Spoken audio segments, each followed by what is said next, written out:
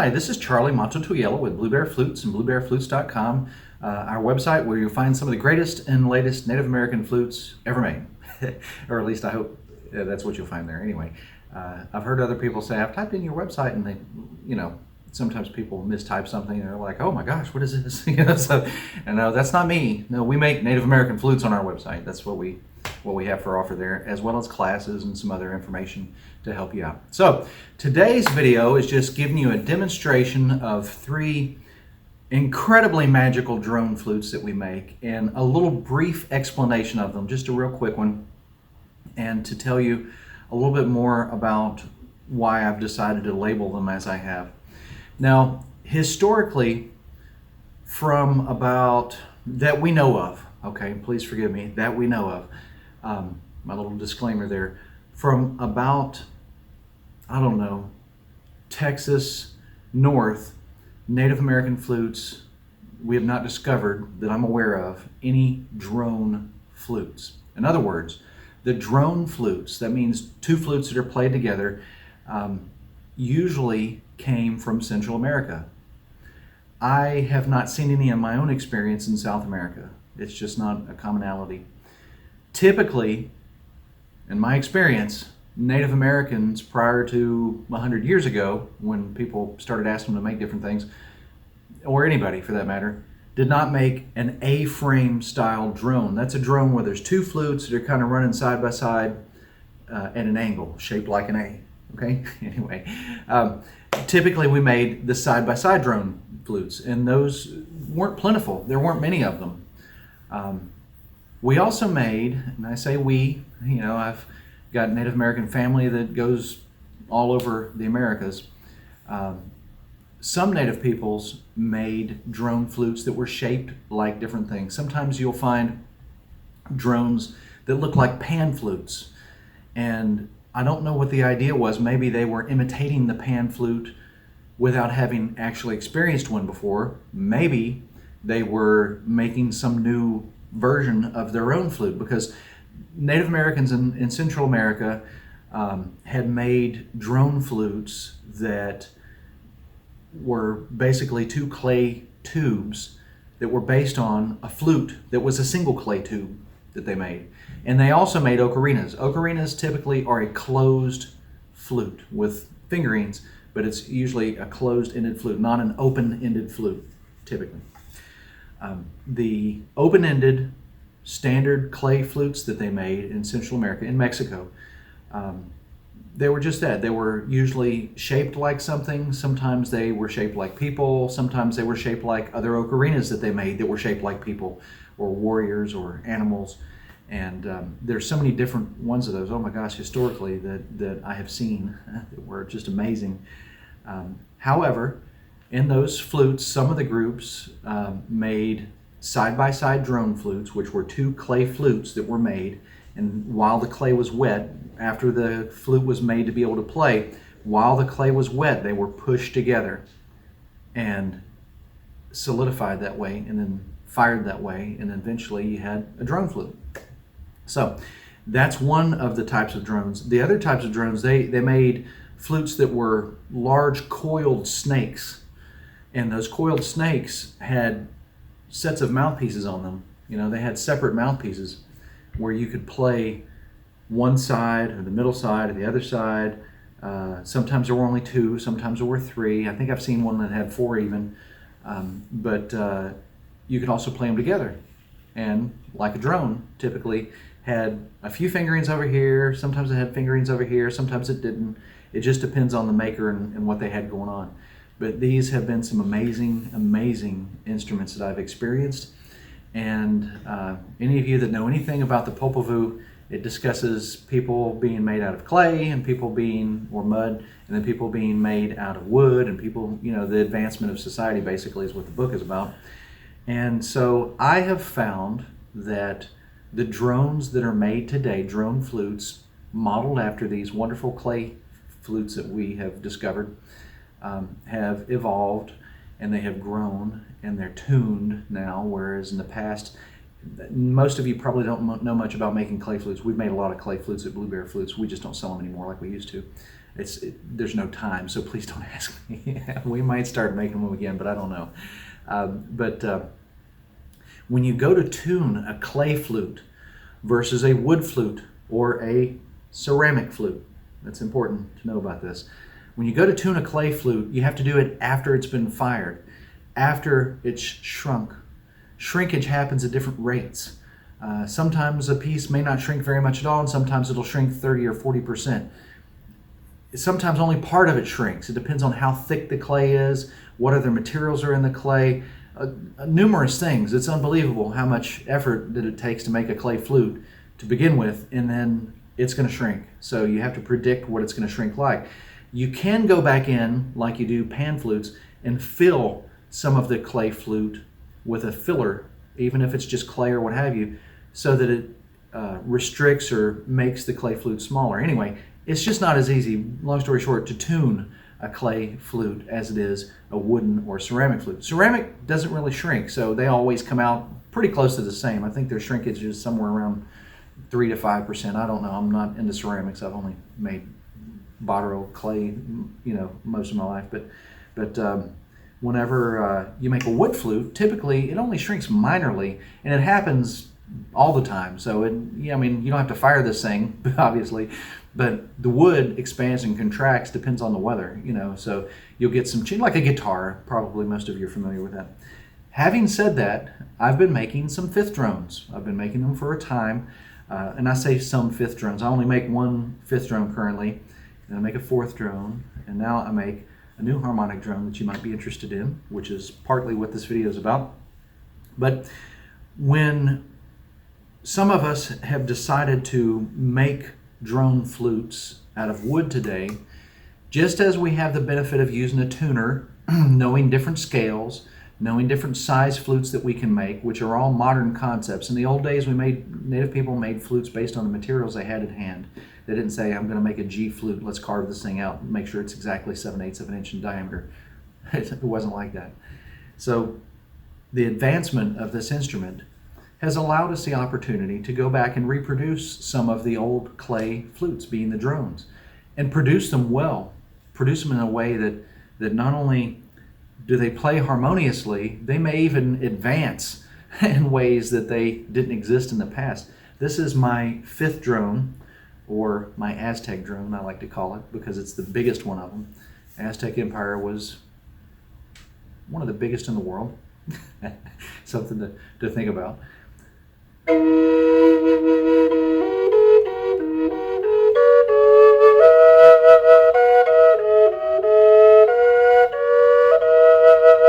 It's a beautiful sounding instrument. I love it. I've got other demonstration videos about this and other music videos and what have you. So go and check those out.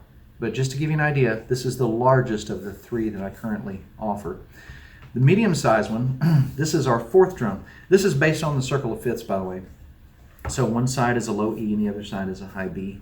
And then this is a fourth drum, which is an F sharp on one side, mid-tone, and then a high B on the other side. So F sharp and B. Basically the same notes. And today, you'll notice that my fourth and fifth drums that are pictured on our website, they're made a little differently. This was back in the archaic beginning days of me making this instrument. Same with this one.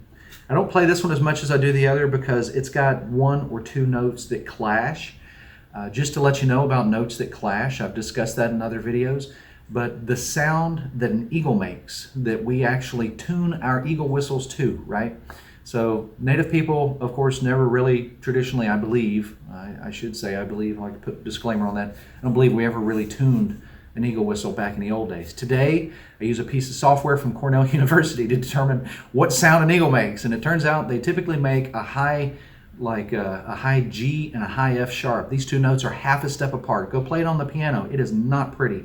It is one of those terrible tones. But when an eagle screams, granted, it's designed to strike fear in animals' hearts. That's what it's made for. They communicate now with it, which is cool, but it's a raptor sound. It's like, hey, guess what? I'm going to eat you. And that's what they do. So those two notes that are side by side are what we recognize today as an eagle. And it's beautiful. With this instrument, just as it is with Gregorian music, Gregorian chant style music, the fourth drone, which is a perfect fourth, has some notes that clash. But wow, I just can't tell you, but wow, they clash kind of cool. I've heard people that have played these that are pros after they bought them from us, and just wow, you know, y'all been doing good. So.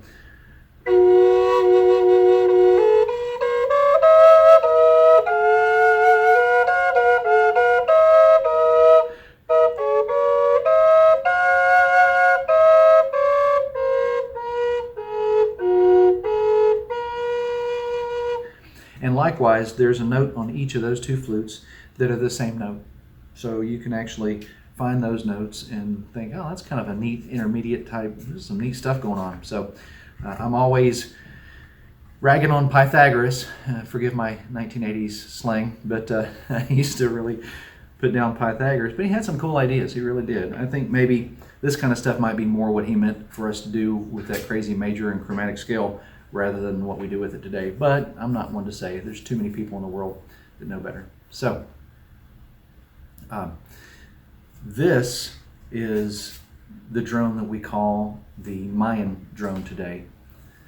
A little bit of disharmony in it, still incredibly cool, very powerful, like an eagle screaming. Culture that had lasted a great deal of time as compared to the one that I like to call the Aztec, which represents a culture that just blew up. I mean, huge, massive, big culture that just really, and God, I tell you what, they came out of nothing. If you don't know the story of the Aztecs and where they come from, it is so incredibly worth learning. And the things that they had to endure, my gosh, and still seems today like they're enduring them still. So, oh gosh, powerful people. So this is my smallest of my 3 Harmonic, you can call them drones if you want, a 5th drone, a 4th drone, and this one's a little different. This one is, I don't know what else to tell you, it's like a self drone, okay? So it is a high D flute all the way around. This side is a high D flute, that side is a high D flute. They just start at 2 different intervals. So you can play the scale.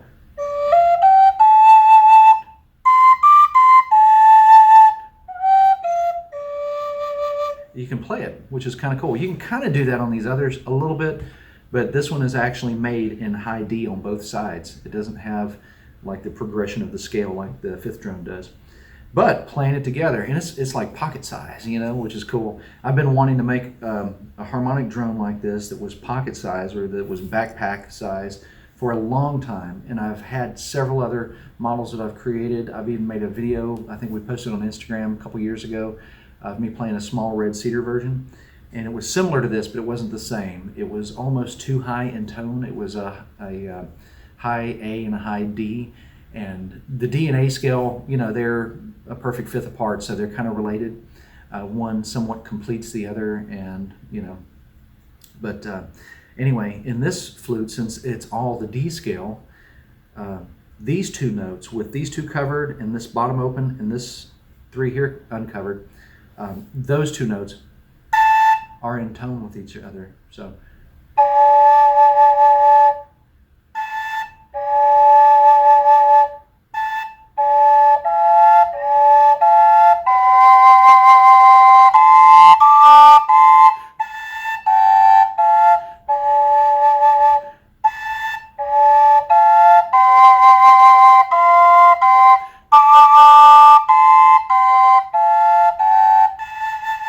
it's almost like 2 high D flutes playing side by side. Yes, later on I may make some other harmonic drones like that, but this little guy here is something I've been really dreaming of making, so that people, number one, it's a little more affordable, because the smaller a flute is, usually to some minor degree, it takes less time to make. I won't say it's easier to make, because it's a lot of work making these, but it's a little bit less time consuming, which allows me to sell it for a little bit better price, a little bit less expensive than my big one, which is very time consuming and, you know, takes a little bit more effort to make, which is still my favorite. It's really incredibly cool. But this little guy here is small enough that, like I said, it's more cost effective than the other guys. Doesn't mean that you should get this one over the others. Listen to the sound samples, pick out which one you like. But if you're looking for something you can take backpacking with you, wow, something that fits in your carry-on, this is what I like. Hopefully we're still doing carry-on these days. Oh, the world, she's a-changing, and one day she'll change back how she wants to. But anyway, this little guy here, is only about, I haven't even measured it, it's just something fresh I wanted to share with y'all. It's about 12 inches long, I think. Oh, hey, there's a measuring tape. Why don't we check and see? It's kind of a good idea. We'll both get to experience this together and see how long this sucker really is. So my Olmec, by the way, a much older group of people than the Mayan or the Aztec, and of course I'm sure that's debatable. The Olmec drone, 12 3/4 inches is this one. Yours might be 13, it might be 12 and a half, you never know. Some tuning requires extra effort. But the Olmec drone is the smallest of them, and certainly a very tightly packed, a very condensed, didn't share a lot of its cultural exploits with lots of other people, whereas the Mayan actually, the language that the Mayans speak is related to the Sioux language, which technically the Aztec language Nahuatl is as well. And you know, certainly we all come from somewhere. So you start, you grow, and then eventually, big boy. So the Olmec did so many great things in history. If you live in the United States, if you live outside of Mexico, you're not going to learn a lot of really great cultural ideas about these different peoples. But the Olmec drone here had kind of a straightforward mentality, kind of like Sumerian. They're similar time frames anyway. So Sumerian people developed systems of math that we just don't even know. Olmec, yep. Should look up who created the number 0, okay? But anyway, this drone here, small, pocket size, and I know there's so many people out there saying, why don't you measure the rest of them? Tell me how long they are. These numbers do fluctuate a little bit, but this dude here, the Mayan, which is my 4th drone, is about 19 or 19 and a half inches. And then my 5th drone, is going to be about 1 3/4 inches longer because it's an E, which goes to 21 1/4. Y'all can do some math and figure out if my guess was right. Anyway, these are great instruments that I personally love. I enjoy them just amazingly. Take a look at them, listen to their other sound samples, see what you think, and I hope that you guys have enjoyed this video. Just a little demonstration of some different instruments, something that you can take with you in places that you go. And just because this one's dark doesn't mean that it's going to come out the darkest of the 3 that I offer right now. It's just made out of a dark piece of Western cedar. This is a light piece of Western cedar. I can't always predict what I'm going to have on hand at the time, so I do apologize. There are people in the past I've made promises to, but look, don't keep asking me for dark wood. It's just not going to happen. I'm sorry. This one's actually been stained. It's a Western cedar, but it's been stained. I don't sell stained flutes. That's my own personal one, so I thought I'd experiment on it. Once again, Charlie Mato-Toyela, signing out for Blue Bear Flutes, bluebearflutes.com. If this is the first video you've seen of ours, please make sure you check out our many other videos, including our 12-week How to Play the Native American Flute Playing course. It's made for beginning and intermediate and even some advanced flute players out there. Y'all take care. I'll see you again really soon.